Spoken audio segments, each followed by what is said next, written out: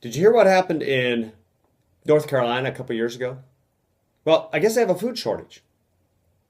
Or lunch police. This is Mark Bowser. I'll be right back.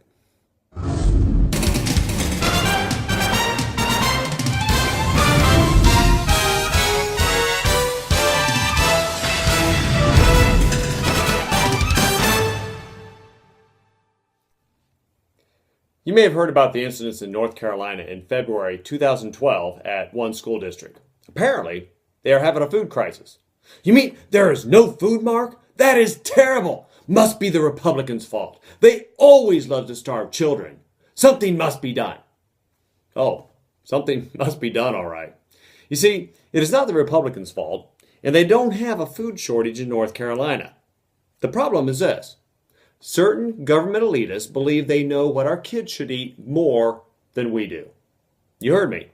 The government has issued a warrant for yours and my arrest. Why? Because we are mean, we are ignorant, and we are cruel. We are feeding our kids food not fit for hogs. In case some of you missed it, here is one example of the loving, caring people who are watching our kids in the school cafeteria. This is the story of a 4-year-old in North Carolina. Now, for the sake of the video, let's call her Sally. I don't believe that is her name, but that is what we will call her. This bright, innocent preschooler strolled into the cafeteria full of joy and excitement. As you know, eating lunch in the school cafeteria is an adventure for a preschooler.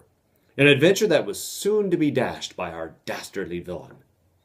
As Sally entered the cafeteria on this fateful day, she carried in her arms her lunchbox filled with the wonderful food her loving mother packed for her that morning. Sally had just begun to crunch on her lunch when our villain appeared.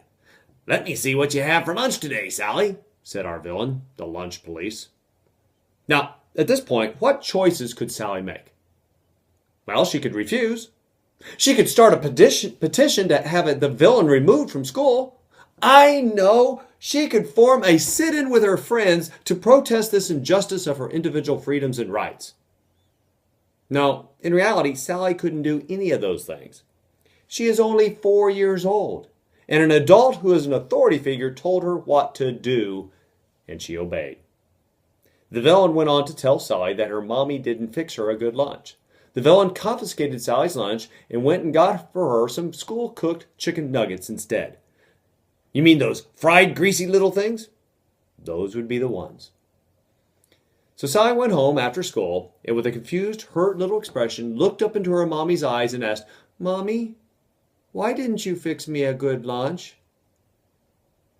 In a small way, the elitist government is attempting to turn Sally from the belief that her parents know best for her to the belief that the almighty government undoubtedly knows best for us all. Seriously? This is what our government is doing now? Don't they have better things to be doing? Does anybody see the big problem here? Could it be encroachment? Could it be individual freedom? How about family rights? Our founding fathers tossed tea into Boston Harbor for less encroachment. Just some food for thought. Thanks for listening today. This is Mark Bowser. Make it a great day. God bless you.